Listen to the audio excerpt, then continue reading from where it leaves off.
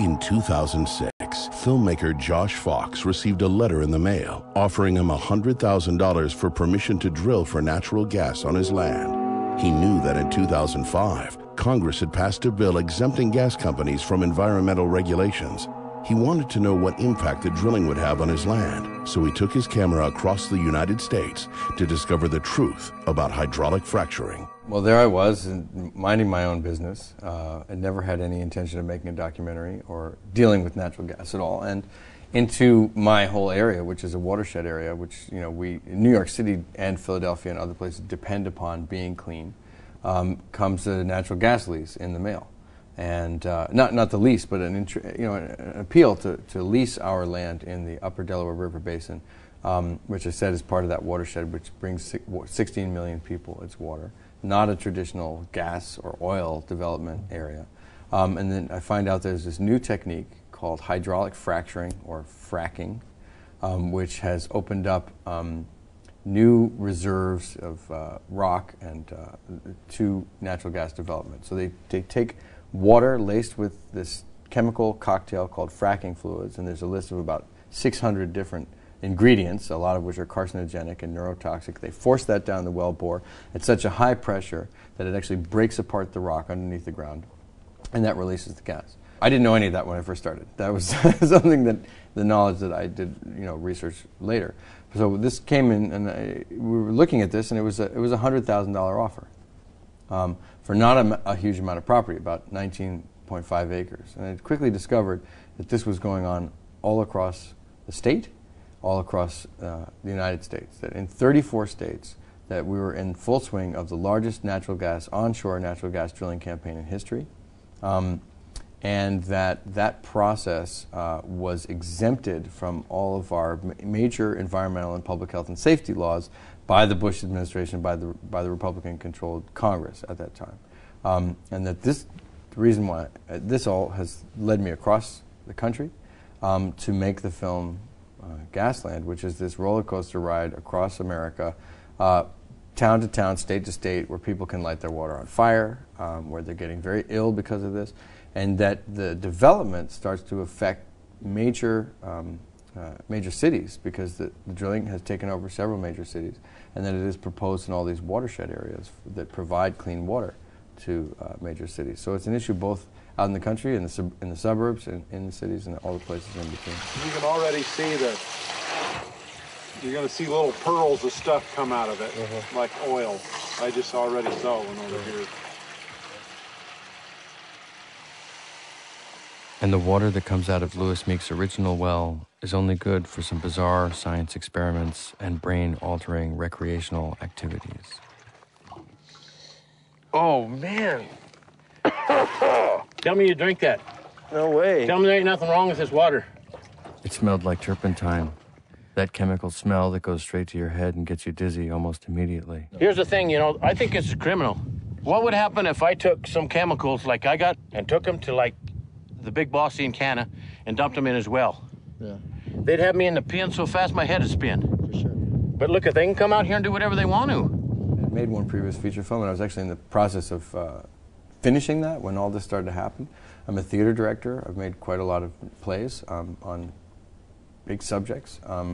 So it was an instinct to try to tell the story, but I initially set out to just sort of take 5 minutes and examine the controversy. The gas industry saying, oh, this is fine, no problems, it's a safe process, and then environmental groups and neighbors saying this is just completely freaking out, going, this is a chemical process, and look at the pictures of this industrial land scarring. But what really drew me in was I went to a nearby town about 50 miles away from me where they've been doing the fracking. And the place was a total disaster area.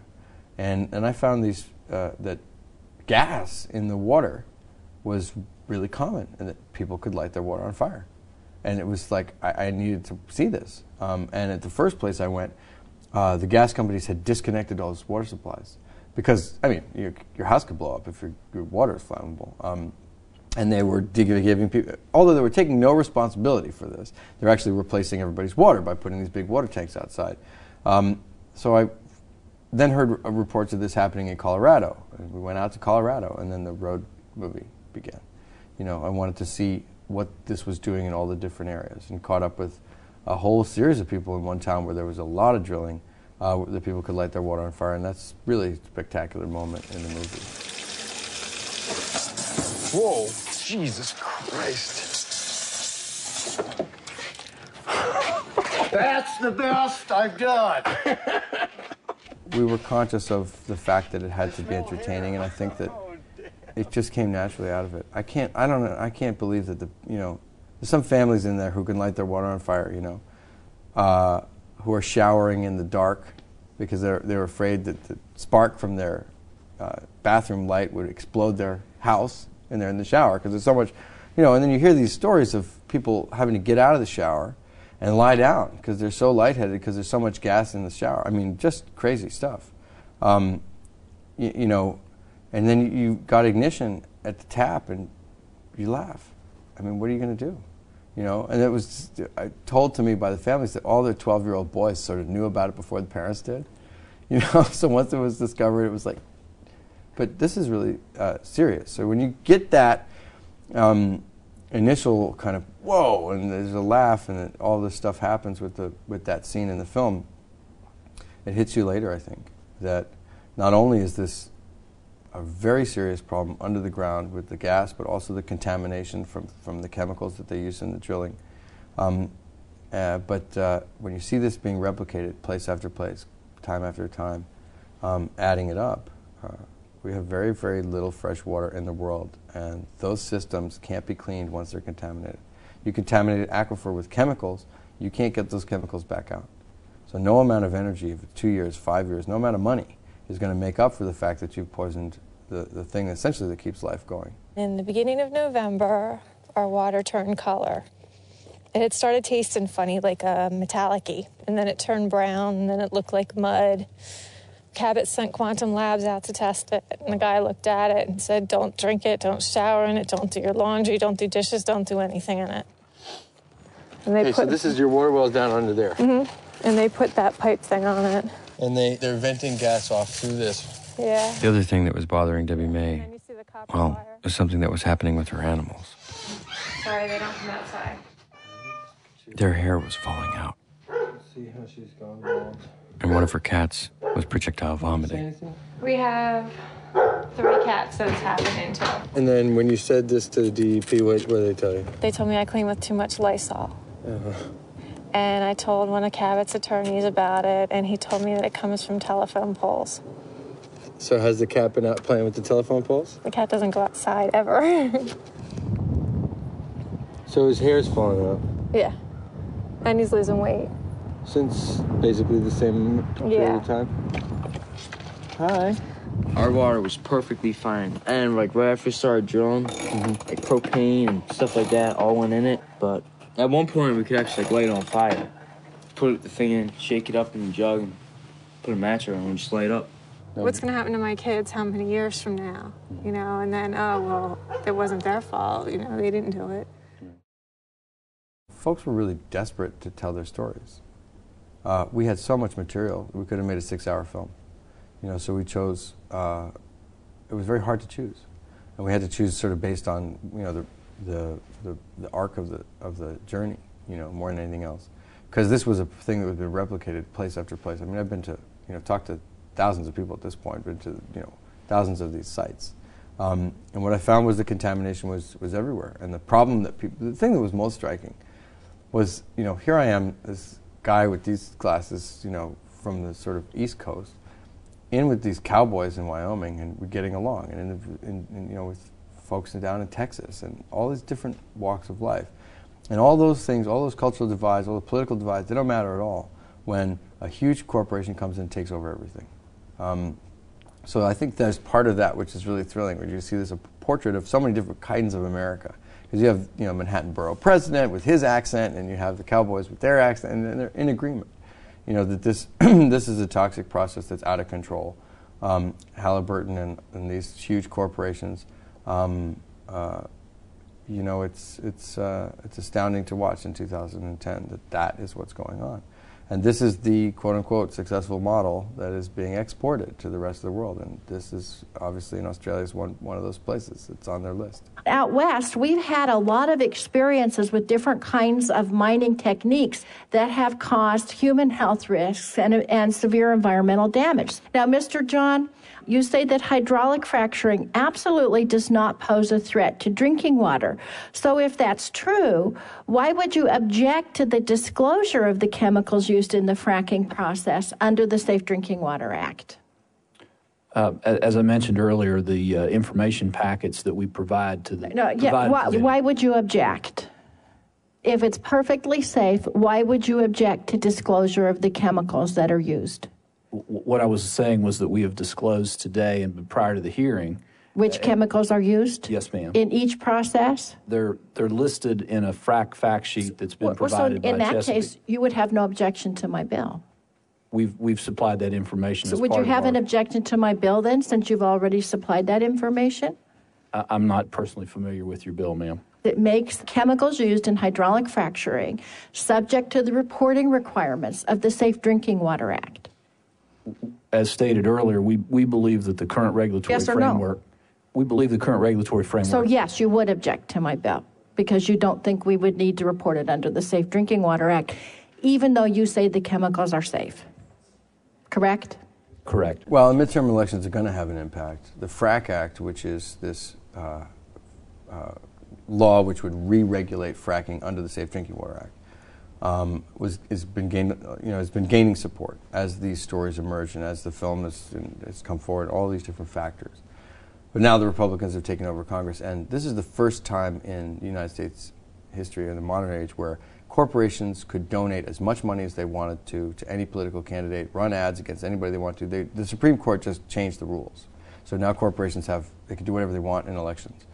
And you really saw a huge effect about that. They came out and attacked candidates that were against that were for reform of the drilling. They weren't even against the drilling.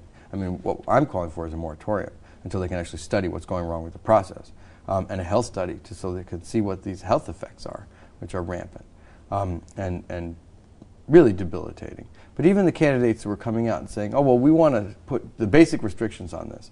$2 million campaign and ad campaign against Maurice Hinchey in one congressional district in New York, and he barely squeaked by. You have them challenging state senators. You have them invested $1 million in the Pennsylvania governor's race. This huge influx of political cash to influence the outcome of that election, and I think they did. I think it's very clear that in Democratic strongholds, yes, the Democrats seemed to survive just barely. They had the fights of their lives. And in other places, boy, did you see a huge effect. So without gas industry and other corporate influence, I think we would have had a different outcome, perhaps. But I know that in some of the races that I was working on, there was enormous pressure, meaning that I was volunteering and speaking and doing things about. There was enormous pressure coming from that very particular sector, this gas industry, influencing the Senate race in Pennsylvania, the governor's race in Pennsylvania,